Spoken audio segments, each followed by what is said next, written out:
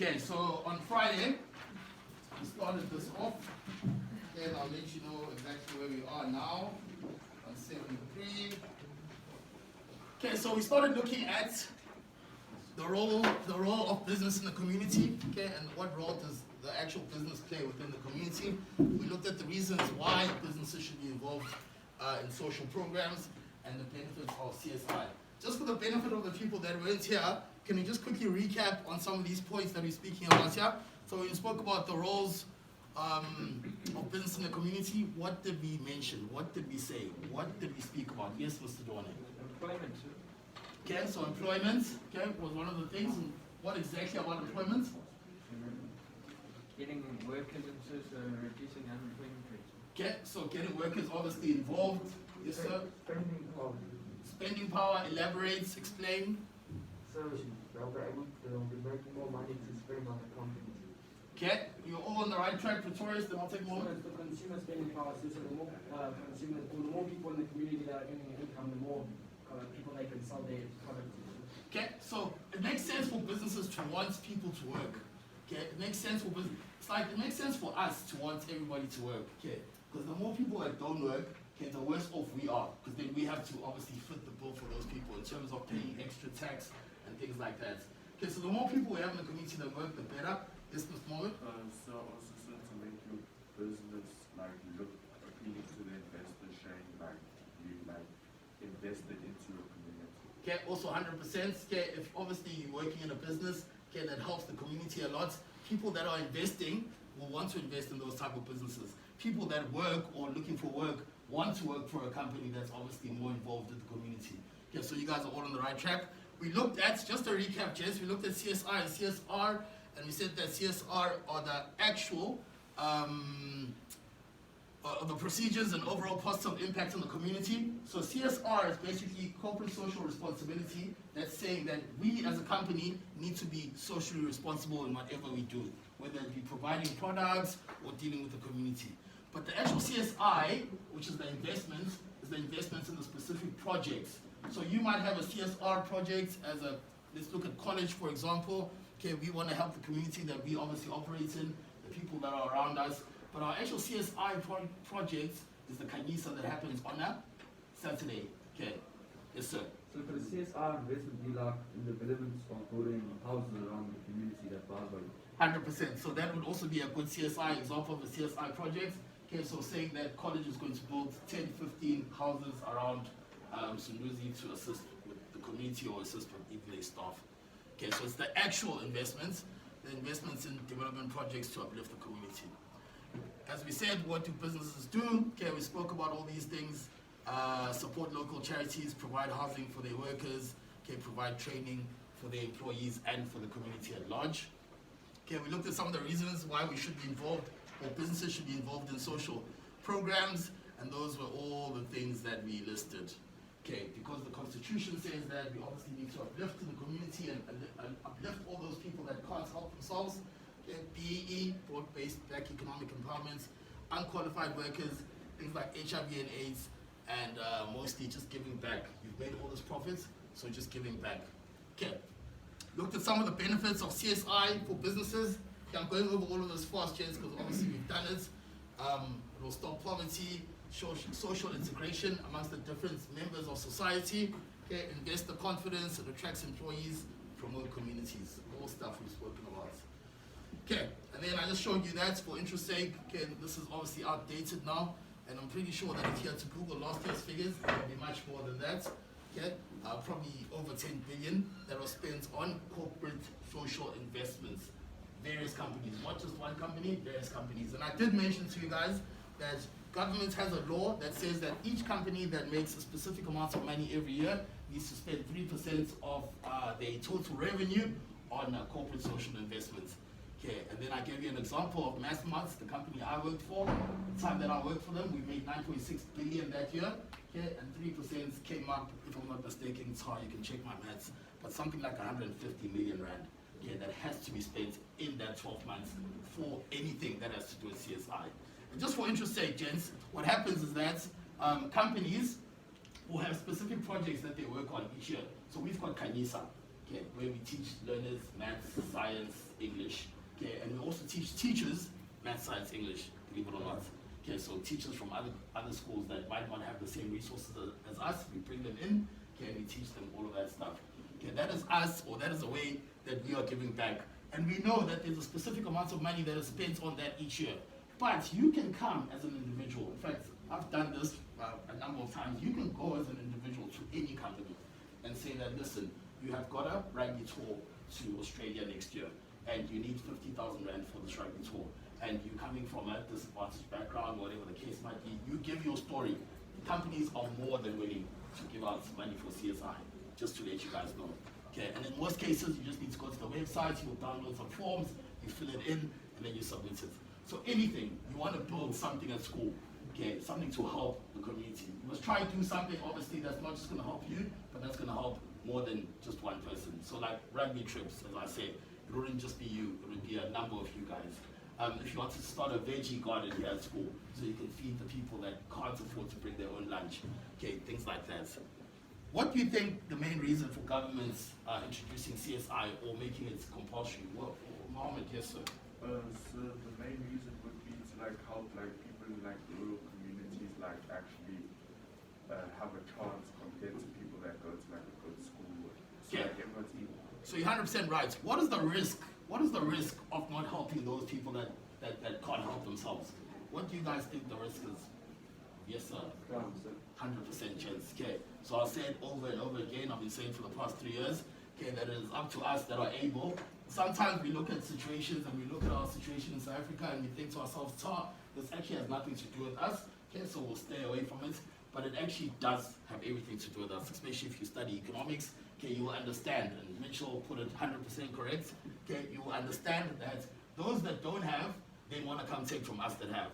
Okay, and that's when crime and things like that start happening. But if everybody worked, or if the majority of people worked, imagine what will happen to our crime rates. And if our crime rate drops, so many other positive things would actually happen in our country. Anyway, before I digress. Okay, citizenship, roles and responsibilities, lesson 2. So just 2 things for this lesson. Okay, we're going to understand what's the role of the individual within the business community. So we've now looked at the role of business within the community. Now we need to look at the role of us as individuals within the community.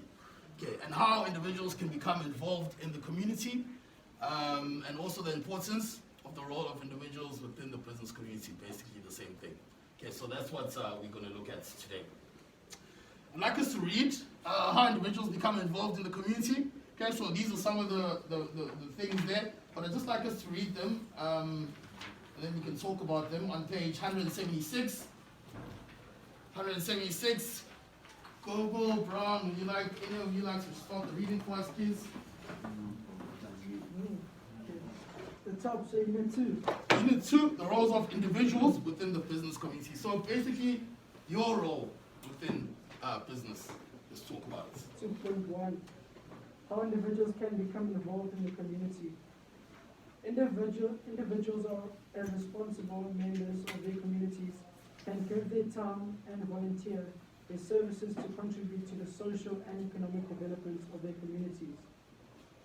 Active participation on local school boards and parent-teacher associations to improve educational services. Okay, so that's the first thing. Local school boards.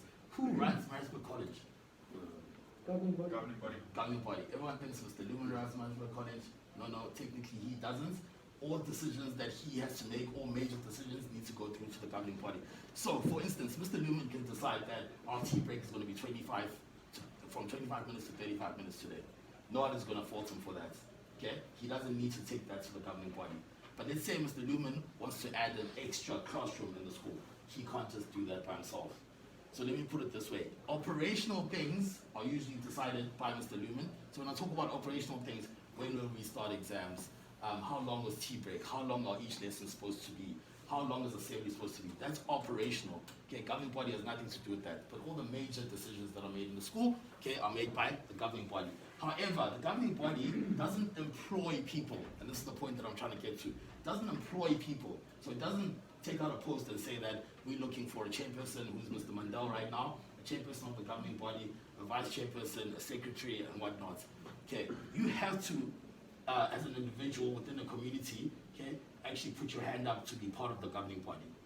But within the governing body has to be obviously parents or people that have kids within the school environment. Okay, so I can't be part of the governing body because I don't have a kid at college. Although I'm a teacher here, okay, I can be co-opted as a teacher, but I can't randomly but any of your parents can be part of the governing body. But they're not going to get paid to be part of the governing body. So it's basically them joining the school board, okay, in order to just give back. Are you guys happy with that example? Okay, let's carry on. Go. Active participation in communities by offering their knowledge and talents to different local organizations or communities. Okay, so this is a very interesting one. I did send out, I'm pretty sure I sent out I'm sure you guys were very busy, and I understand. But I did tell you about that project that I'm doing for the Economic Development Agency. That project has been approved, kids, in case I didn't feedback with you guys. We've had quite a lot of meetings. They've approved the project. They've got 2 of my boys that work with me under my company that are now going to be hired, college all boys, one from last year, Ross Bennett, and one from 2017, Stephen Lotra. Those guys are going to be running with this project full time. But the point that I'm trying to make here is that I have volunteered to oversee the whole, obviously I came up with the whole idea. We then had quite a lot of meetings where we refined the idea. And the idea was very simple. After COVID is over, how do we create a network around all the schools so we can communicate and discuss like proper issues, not just that there's not enough toilet paper in the PE or the food that we're eating in the PE is too salty, whatever the case might be, but proper issues like why do the majority of students leave Maritzburg after finishing the trip, right? Why do the majority of students not want to stay within Pietermaritzburg? Why do people, even after studying overseas or whatever the case might be in other provinces, why do they not come back to Maritzburg and give back? Okay, so this organization that I've basically started with the youth is going to be looking at issues like that, but any other issues. So let's say there's a lot of crime in Maritzburg. We as the youth can then come, well, I'm not youth anymore, but we as the youth can then come back and say, okay, cool, there's a lot of crime around the Pelham area. What do we think as the youth, what do we think can solve this issue of crime? You guys remember when you used to play sports down at Tech? Those were about 2 years when there was cases all over. There was always cases. You guys were walking to the doozy. I'm not sure if you guys had any incidences. Okay. Okay, but then again, why do we have to wait for old people to tell us what the problem is? Why can't we as the youth, well, you guys as the youth, not I mean, sit down and actually come up with these issues? So that point, that is active participation in communities by offering their knowledge and talents in different local organizations. I basically, although I was obviously approached, but I agreed to then offer whatever small expertise that I have, whatever knowledge that I have to actually assist in Gumundov. Again, individual giving back to the community. Okay, let's carry on. Participating in town meetings, public hearings and community projects, which is important for community improvements and identifying and solving problems. Okay, town meetings are an actual thing. Okay, usually when governments, I don't know, do you have any stories? I know you part of the youth in your area where you stay, Mohammed. Do you guys ever have any meetings, town meetings? We have like a community meeting. Okay, nice and loud, please, so you guys can hear at the back. Just give us an example. We have a community meeting, and in the community meeting we have a council, and then usually it'll be the senior council, and then us as the youth council will represent the youth in the area. So any drug searches, for example, let's say Carter, we can organize it. Carter will be on board, and then we'll have to send a representative there to represent the youth of the area. Okay, does anyone get paid? No, sir. Okay, so it's just going back to that point that we talk about the role of an individual within the community doesn't mean that this individual is actually getting paid. Okay, let's have somebody else read. Harvey S. Take over, please. We are on point number 4. The avenue of religious institutions. The avenue of religious institutions to participate in feeding schemes, mass shelters, and general poverty remediation programs. Okay, and then I'll read that last part. Thank you. You guys saw that in action during COVID. If you saw, and I'll try and get some one of the clips that I saw, which was very interesting, where it was ENCA, and the reporter literally walked. I'm not lying to you. She walked for at least 15 to 20 minutes, and there was just a line of people ready to go get food parcels during COVID. People that obviously were in dire need of food, and they couldn't afford food for themselves. Okay, so that last point basically talks to that, feeding schemes and things like that to actually assist those that can't help themselves. Okay, The last section says individuals and community can help to build capacity by strengthening relationships among residents and encouraging people to work individually and collectively toward neighborhood change. Empowerment in the community can include community participation, capacity building, community collaboration, so everyone working together, social development, strengthening civic practices, and addressing the issues of poverty and unemployment. Okay. In a nutshell, that is it, gents. Have a look at it. So basically, why individuals become involved in the community, local school boards, communities, town meetings, public hearings, community projects, and poverty alleviation programs. Remember again, all of this you will receive the minutes I'm done with this lesson. Okay, then I'll post it up onto Teams. So what is the importance of the role of individuals within a business community? Individuals can contribute time and effort to uplift the community. Okay, and here are some of the principles that will guide the role of an individual during or assisting the community. Can we go and read this part, please, gents? Okay, page 177, 2.3. Harvey, carry on, please. The importance of the role of individuals in the business community. Business community exists within a specific area consisting of residential area as well as business activities. Individuals within the community can contribute time and effort to uplift the community and actively engage with a number of programs such as HIV and AIDS, counseling, fail care, looking after children, etc.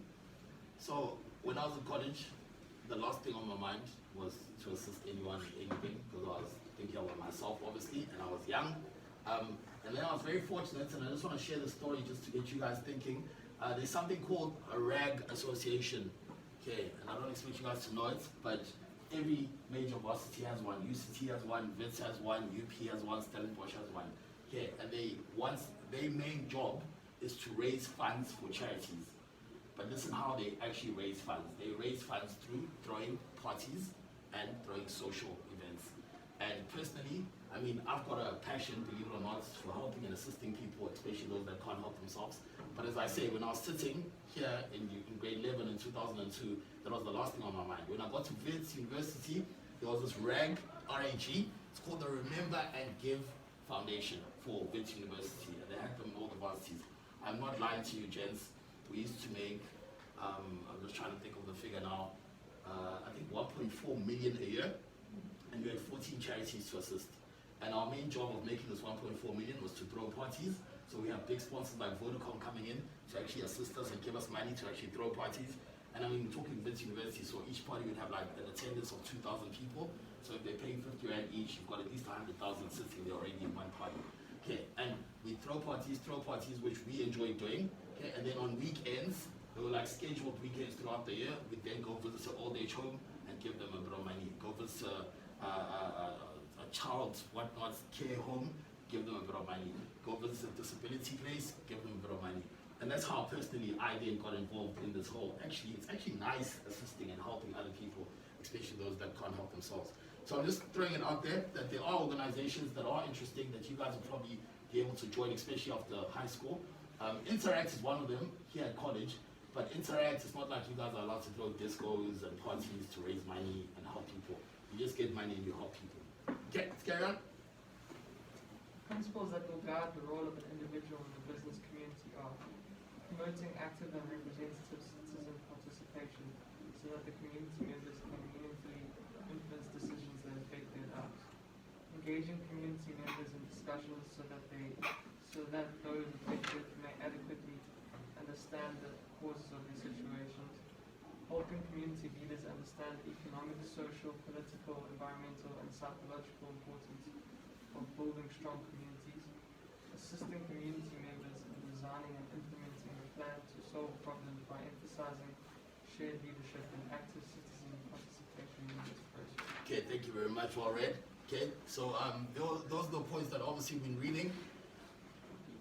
We're not going to do this group work, okay, but I just want you to think which individuals have given back to the community and how.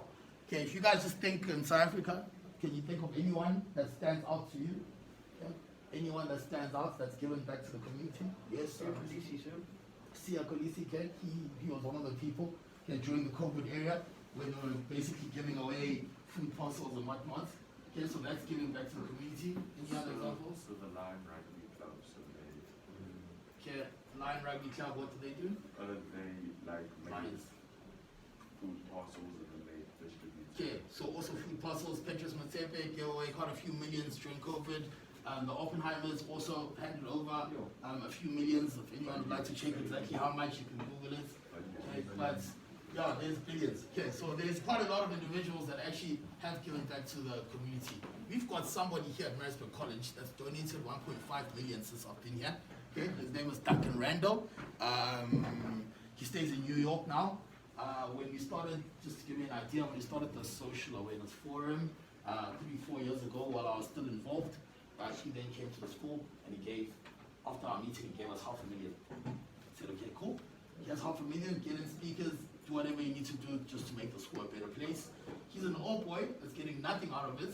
Class of 1991, that's just basically decided that I love college that much, okay, and I don't want college to go under or down, okay, not financially, but in terms of racial tensions and homophobic tensions and all those things. So what am I going to do? I'm going to then put my hard-earned cash into this thing. Last year, he then gave us R1 million.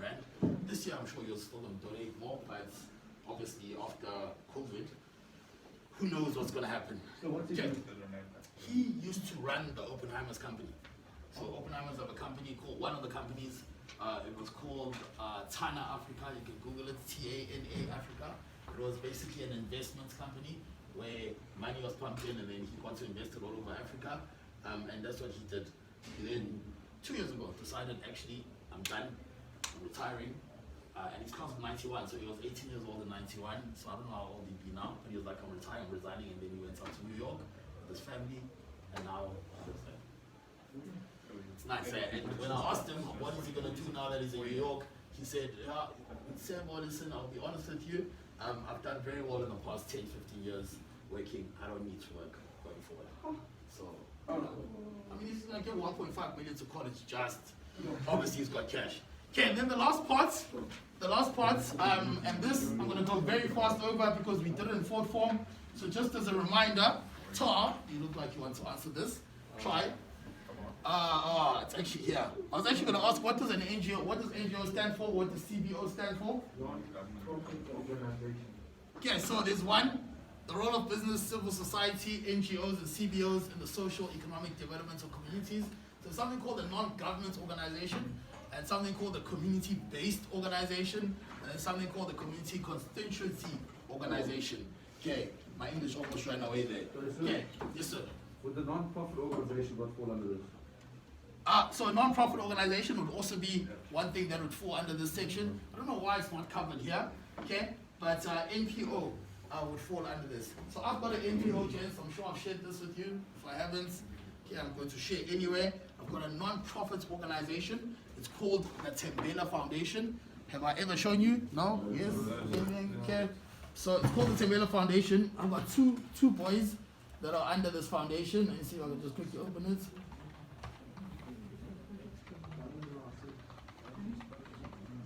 So is it like the Ellen Gray thing, service?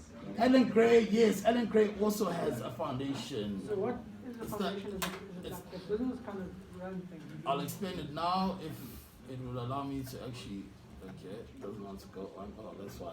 Okay.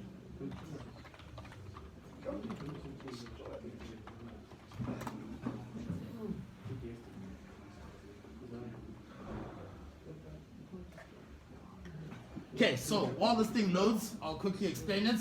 Okay, so this is the NPO. This one is called the AJ Tembela Foundation. Professor AJ Tembela, inspired by the youth, driven by the youth. I started this foundation when I was 30 years old. Okay, I'm 35 years old now. Okay, when I was 30 years old, and I was training. I was helping some people, some matric students down in the south coast. If you go past Amanzimtoti, then I got to the school. The school had no windows, no electricity. They were matric students. They didn't know what was going on. Okay, and then I assisted them over a period of 3 months or 3 weeks actually. And in that period, that's when I decided to actually start my own foundation. My foundation was inspired by my grandfather, who was Professor A.J. Tembela, and he was basically the president of NATU for a few years, and he's got quite a lot of books that he's written. So if you go to the varsity, the library's there. Okay, there's quite a lot of books by Professor A.J. Tembela. My dad then gave me one of his books that he wrote, which were the 10 presidential speeches that he made over a period of 10 years.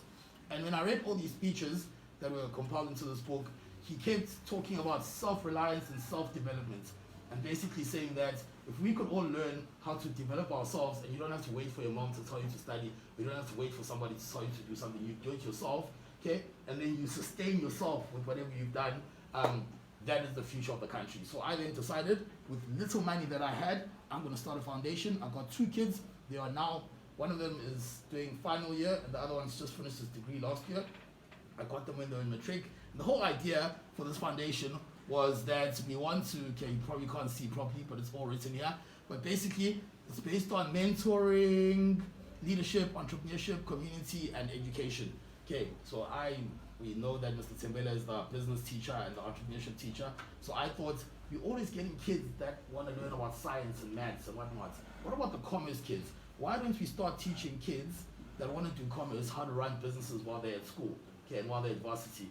Because the future is that the more businesses there are, okay, the less unemployment there is, believe it or not. Okay, so in America, majority of the people work, but they don't work for huge companies. They work for like Tar and Mohammed. So you hire 2 people, you hire 3 people, I hire 1, Global hire 3, and that's how you decrease unemployment. But in order for kids to do that, you need to teach them about business. So I've got these kids, they've been at Marisburg College maybe about 4 times. Every year I bring them over, so you might have seen me walk around with them, okay? Just to show them the kind of environments, obviously, that is possible, where they come from and what they see when they get here is 2 totally different things. Okay, and then I paid for their school fees first year, they then got bursaries in the 2nd, 3rd year, they were getting A's up until the last year. What else can I say about these kids? But basically, you've taken somebody that had no opportunity, no future in life, put them through my foundation. The whole plan was that next year, they then go get 2 kids from their same school. Then they put them through the same process that I put them through. So mentoring them, helping them when it's exam time, teaching them. They can speak proper English now, believe it or not. It might sound stupid and a joke to you guys, but when I met them, it was like, they were like speaking broken English sentences. I'm trying to do it now. It's hard, but it will happen. Okay. And now they've learned all of those things. Okay, I've socialized them in an environment that they were never going to be under. So yeah, this is basically our foundation. The main things that we do, obviously, is the youth, helping the youth, but also we have a career guidance show, okay, where we help 2,000 kids from disadvantaged backgrounds. Everything, I keep saying disadvantaged backgrounds, not because I don't want to help kids from places like college, but if you guys have to go and visit some of these schools, you will actually be shocked at the kind of stuff that you see there. Yeah, and that's it. So what does your foundation get financial help to? Very good question. So I'm hoping that the governments can help out this year. We've actually got a proposal that we've drawn out to the governments to assist with the kids that are coming in. But it was literally me and my mom. I managed to convince my mom 4 or 5 years ago. I was like, this is my plan. I want to run my foundation full time. That's what I want to do for the rest of my life. I want to be a lecturer at the varsity and wake up every day and go run this foundation. So she bought into the plan, and yeah, that's how we ended up running it. So she helped with things like accommodation, and then I helped with things like school fees and whatnot. Okay, so that's an NPO, a non-profit organization. So the question is, what is a non-government organization? I don't know how much time we have left, but let's just quickly go through it. NGO, non-government organization, on page 178. Pretoria, please. Yes, please. In South Africa, the NGO community includes registered voluntary associations, Section 21 companies and trusts. NGOs run projects and programs that positively impact on social and economic policy, and they deliver necessary support services to the community. NGO programs feed, clothe, teach, safeguard, and the efforts to uplift community. Thank you, all read. So, the Salvation Army would be an NGO. The YMCA will be an NGO. I heard something here? SPCA, it's not really an NGO. You'll see what it is just now. Okay, but it's not really a non-government organization. Okay, so reasons for the existence of NGOs: governments alone cannot deliver high-quality public services to its citizens. Okay, so government can't do it alone. You need other people to come and assist. Okay, I don't have to help those people, those 2 kids that I helped. It's the government's responsibility technically to help those that can't help themselves. Okay, but imagine if all those that could help others were at least helping, okay, and then it will decrease the pressure from the governments and maybe it will decrease corruption. Okay, NGOs help people to organize themselves and develop themselves. Okay, I spoke about my grandfather, self-development, self-sustainability.